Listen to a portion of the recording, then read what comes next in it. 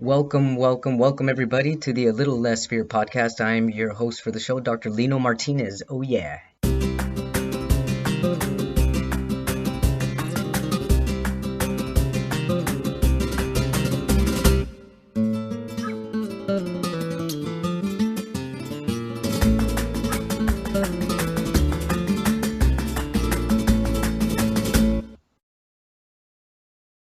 Welcome back, everybody, to the A Little Less Fear podcast. Today, I'd like to introduce John Noltner.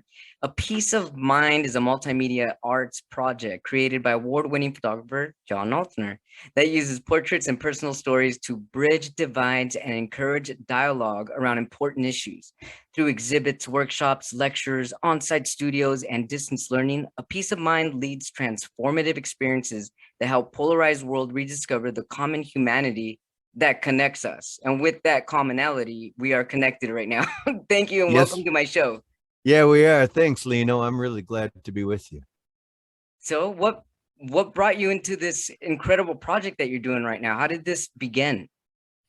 Yeah, I've been working on A Piece of My Mind for a dozen years now, and it started out as a small little personal project, I and like how it's you said now that, a dozen years. yeah, and it started out as this small little personal thing, and it has now grown to be the only thing that we do. I mean, it's consuming us in this wonderful and beautiful way because we're traveling the country now, trying to find people who are looking for creative solutions to some of our most challenging issues. I've always worked as a freelance photographer. I've shot for national magazines and Fortune 500 companies, but 12 years ago, 13 years ago, I started being increasingly concerned about the quality of our national dialogue. I was concerned about all these things that ask us to look at what can separate us. And I wondered if there was something I could do with my photography and storytelling to remember what connects us, to rediscover that humanity that we all share. And as luck would have it, about that same time, that was the recession, and I like to say, uh, the world of freelance photography changed really dramatically, and I lost a lot of business, and I had this open space in my schedule, and I had to figure out what to do with it. And on the one hand, I was struggling myself with all of this division, with a loss of my identity as a photographer, being able to make a living doing it. So I just started reaching out and doing these interviews with people and photographing them, and building the conversations around this notion of peace. I was missing a little bit of peace in my life at that moment. And we started having these conversations, and I've done hundreds of these interviews now. We've traveled all across the country, and in the process of surrounding myself with people who believe something better is possible, it sustained me. It Oh kept me yeah, going, and absolutely.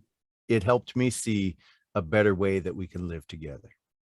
You mentioned at the beginning that you first did this for yourself. You were just kind of just trying it out, and then it became an everyday thing and a passionate thing. It's something that you're actually really driven to do. What motivated you to do this just for fun in the beginning before it became something that you're constant, that you're doing, that you're pursuing every day? Yeah, in the beginning, I was just looking for some connection. I was just looking for ways to understand the world. I was looking for ways to bridge divides with people and have these really interesting conversations about mission, vision, and values, and the way we move through the world and the way we can relate to one another. And so I really didn't see the big picture of what this could become right away. I was just curious in about the conversation. And so I did one interview, and I'm like, hey, that was pretty interesting. Mhm. And I did another interview, and I'm like, oh, that's really interesting. And pretty soon I had a dozen stories. Wow. I didn't really know what to do with them. And a friend said, we should just start a website. And I'm like, I don't know if I'm ready for a website. I want to make sure I have this whole thing figured out first. He goes, just start. You'll figure it out as you go. True. And that was the truth. I think Yeah. sometimes we get paralyzed as we wait to figure out every step in the process. And Yes. in that process, we just don't move. And I'm really convinced that if you start moving, the rest of it can sort of Yeah, it'll sort find its itself way, out. definitely. Yeah, it'll find Create its a way. momentum and then keep the momentum going. Yeah, for sure, for sure. What can you tell our listeners, our viewers, and our watchers more about what you just mentioned as far as mission, vision, and value? You know, it especially now, you know, my wife and I, Karen and I have been married for 31 years now. And the Congratulations. yeah, thanks. Thanks. We and even now that we live in a van, we still like each other a little bit. Uh, you know, it's close quarters, but in the fall of 2020, we sold our house and we hit the road to continue this project, to continue gathering stories. And in this most recent version, we have waded into some of the most difficult issues that we're facing as a country. We went down along the border to talk about immigration. We went into Mississippi to talk about moving Confederate monuments. We went to Skid Row to talk about housing security.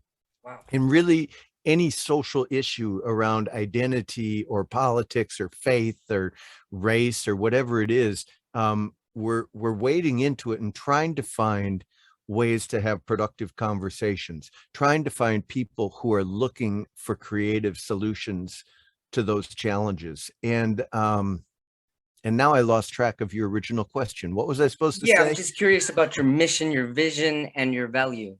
Oh, You yeah. mentioned those three words, and it just popped in my head, and it sounds incredible. Yeah. I mean, for me, my mission is to bridge divides and build community with these stories. And so we've got 3 books and we've got 4 traveling exhibits that go around the country, and we lead public programming and use these stories to talk about challenging our own expectations, to talk about listening deeply, to talk about finding the beauty and the wisdom in everybody around us. And so the goal is to help people break out of this cycle of division, challenge their expectations a little bit, and try to find a new path forward. I like how you say that, challenging the division, because one thing that I've noticed I've been podcasting for over a year now. I think you'll be a little over 90 something episode, but Mm. within all these episodes, I've come to realize that it's actually the diversity that brings us together rather than there's just seems to be a lot of division still. And it's a little heartbreaking sometimes when I'm trying to bring people closer, but yet they're still wanting to stay divided. And I mean, they're both these words start with a D and an I. It's like diversity, division, but we really want to diversify. And by having that diversity, we were able to have a melting pot and actually come together, and by accepting each other's differences. And how are you finding that to be true for yourself? Well, you know, what's interesting is that when I was working as a freelance photographer, I encountered all sorts of people. You know, I might be working with artists one day, and I might be working with physicians the next day, and I Wow. might be working with civil rights Oh activists yeah, the that's day a after. diversity, all right. Yeah, yeah, right. And then the day after that, it might be pig farmers. So it was just this really wide range of humanity, but I found uh that I enjoyed all of it.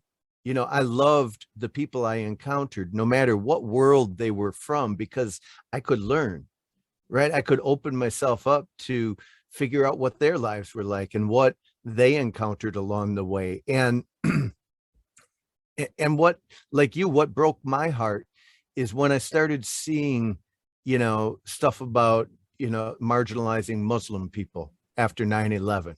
You know, things about marginalizing people based on the color of their skin or their sexual orientation or whatever, because I knew people from all of these groups. So when that junk was circulating, I'm like, no, that's my friend. You Yeah. know, it's not this nameless, you know, group of people over there. These are people I know. And so it broke my heart a little bit when that happened. And you know, we have a choice. We can either sort of step aside and let that stuff swirl around us, or we can become engaged and we can try to make a difference and try to shift the needle. And I think as you go through life, if you see division everywhere, if you surround yourself with division, you're going to find it everywhere you look. But Sure. when you surround yourself with connection and relationship across all of the whatever those divides real perceived are, you're going to also find that connection. So it's, Absolutely. for me, it's about, it's about shifting your focus. And that Mhm. doesn't mean that we ignore the challenges. The world is filled with challenges. I live in Minneapolis. George Floyd was killed here in, the spring of 2020. Mhm. And, and that's not the only incident, but so I don't want to ignore the challenges, but I want to approach them with a grace and a hope and a belief that something better is possible. So we It's always try to possible. address those head on, but always looking for the solutions, always moving towards how do we get better? How do we bridge divide? And how do we change the systems that are in place so that it's more equitable for everybody? How do you find people to interview? Mm. It's there's three ways I do it. Sometimes they fall in my lap, right? I was down in Mississippi, in Columbus, Mississippi. I really wanted a day off because I was so far behind on editing. I just wanted to get a coffee from the coffee shop and go sit in front of my computer. And in the line in the coffee shop, I start talking to the guy behind me. His name is Neil Moore. And I'm like, so what's your deal, Neil? And he What's your goes, deal, Neil? well, what's your deal, Neil? And he's like, oh, I'm just paddling across the country. I'm canoeing 7,500 miles to try to remember what's beautiful about America. And I'm like, okay, I'm Wow. not going to have a day off at all because I can't not interview Neil, Right. when I find somebody like that. So Right. sometimes you get really lucky, but most often I'll start doing research, and so I'm about to go down into the Southwest to do stories around water scarcity, water resources. And I read an article that says, out of all of the people in the United States who don't have uh, running water in their homes, 2/3 of them are Navajo, from the Navajo Nation. And I'm like, I got to find somebody who can talk about that. So then I start digging a little bit, and I find names of people who are doing work around access to clean and safe water on the Navajo Nation. And then I reach out to them and I say, hey, I'm trying to do this thing. Would you be willing to sit down and talk with me? And I look at it from all these different perspectives, and I try to find these different voices that deserve to be amplified, deserve to be heard, to help us understand these really complex issues. And a lot of times it happens by me making a connection with one person there, one person who sort of understands what I'm trying to do. And I mean, I'm always coming from the outside. So I'm like, who else do I have to talk to?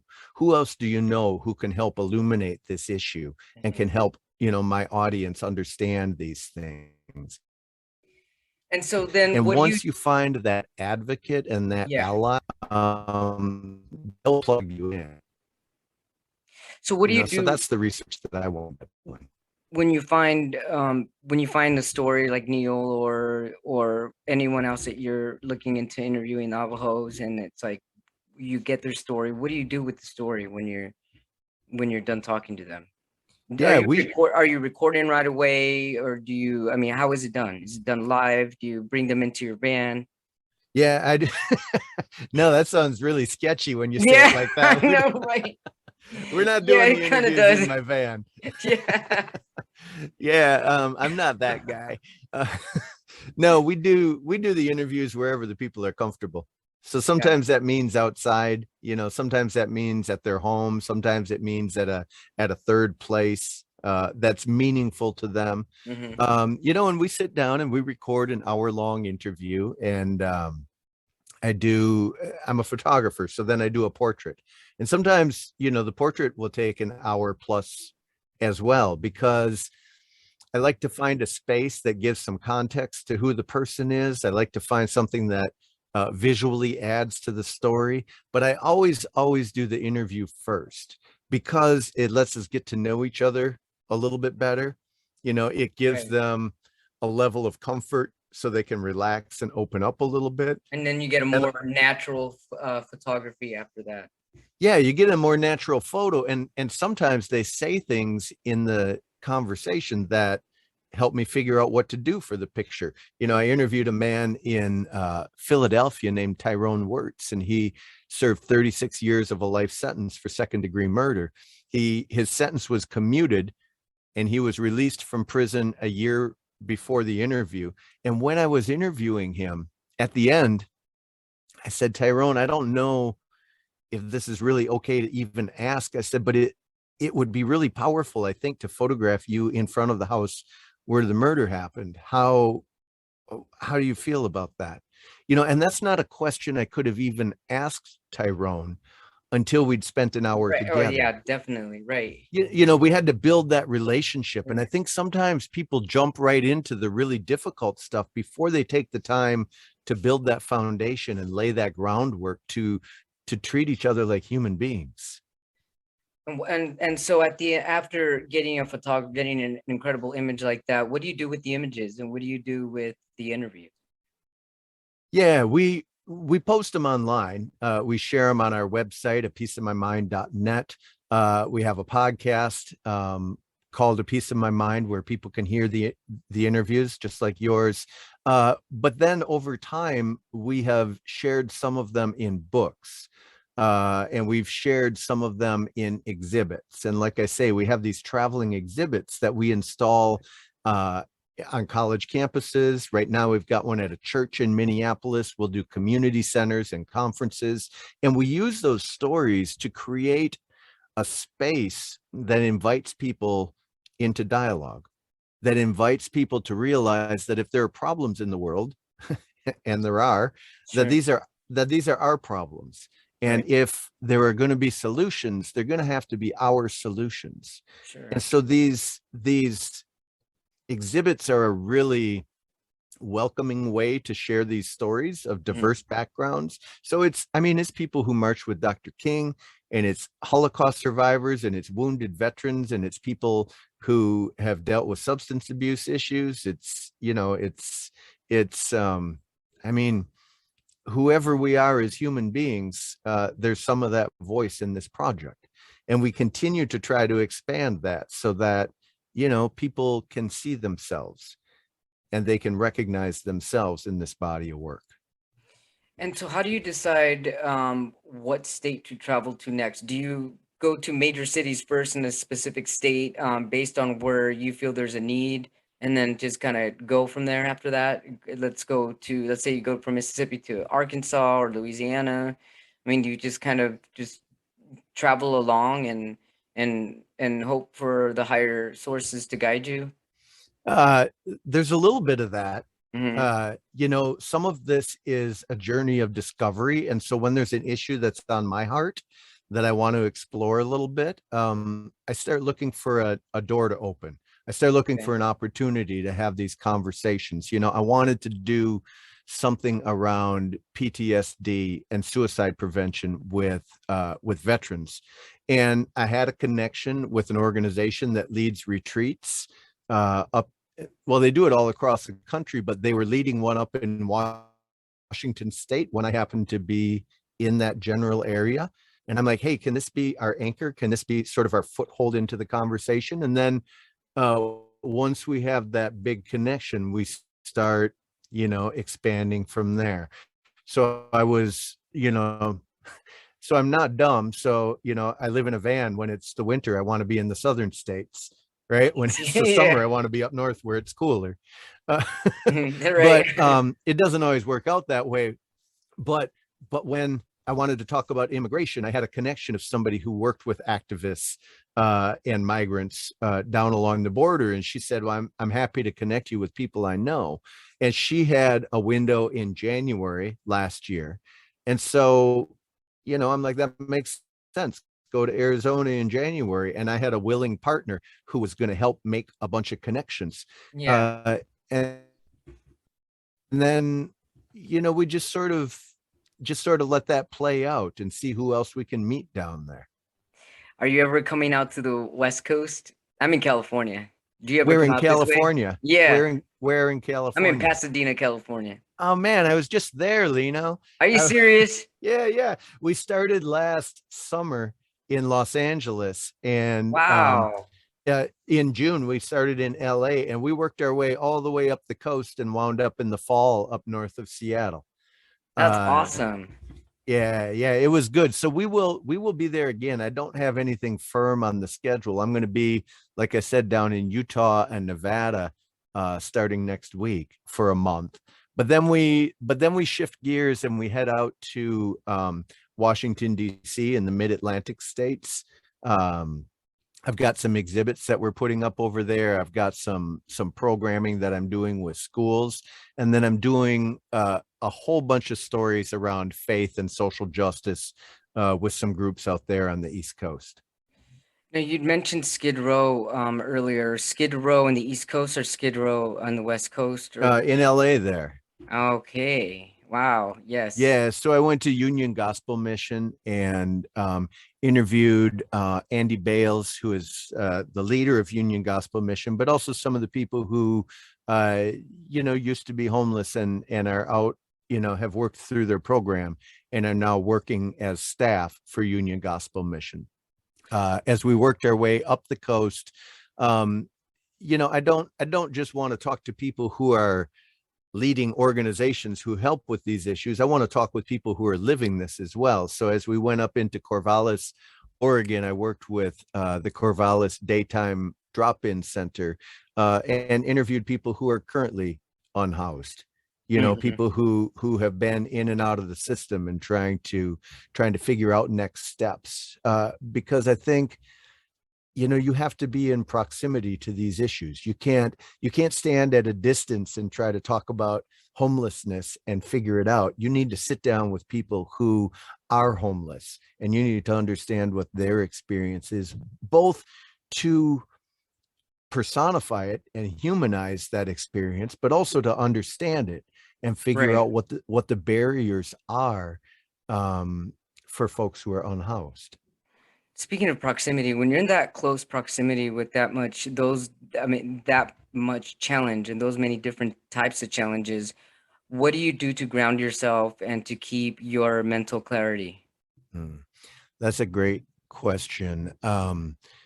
You can't be in proximity of this human pain without absorbing some of it. Sure. I mean, unless you're a heartless jerk, right? Right. I mean, Right. there there are ways that you can protect yourself, but that also distances you from the issues. And so I think Yeah. you have to be willing to let your heart get broken a little bit in the process. That is where the cracks of compassion open up so that you can begin to deal with these issues and recognize them in their full light.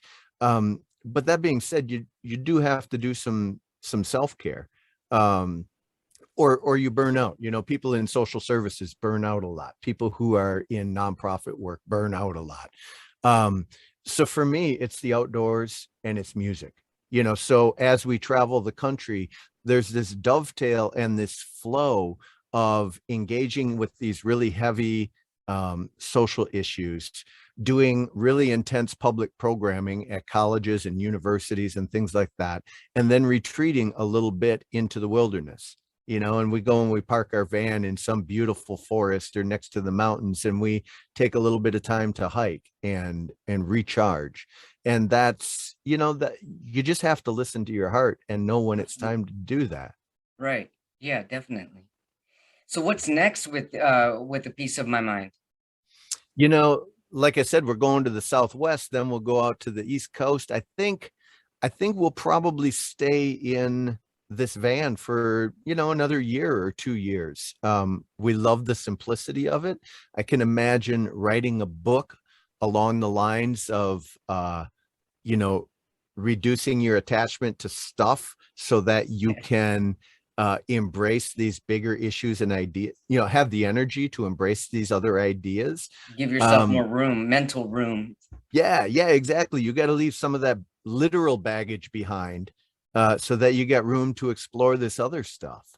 And and then maybe shift gears a little bit and do a series on self-reflection and more inner work. And then I think we're going to move on and do some international work. But this model of using storytelling and art to connect with people and to build community and to bridge divides, I can't think of what else I would rather do.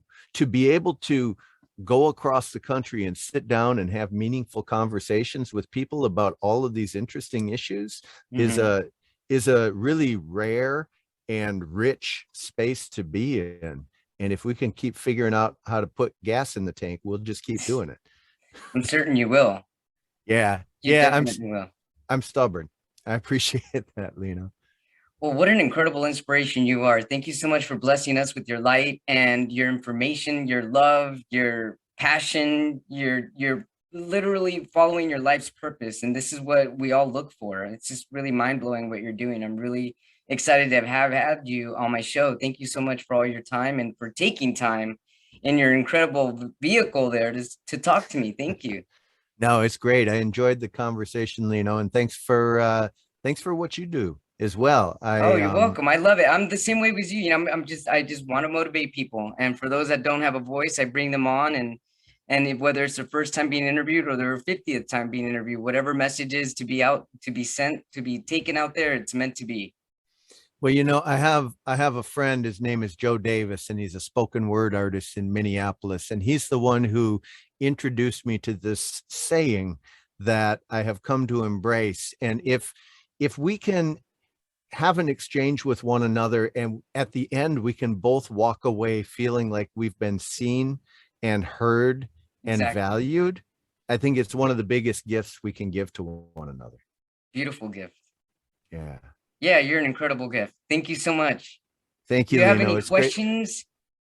No, I'm glad to be with you. I will watch for when you share this out, and I'll share it with my circle as well.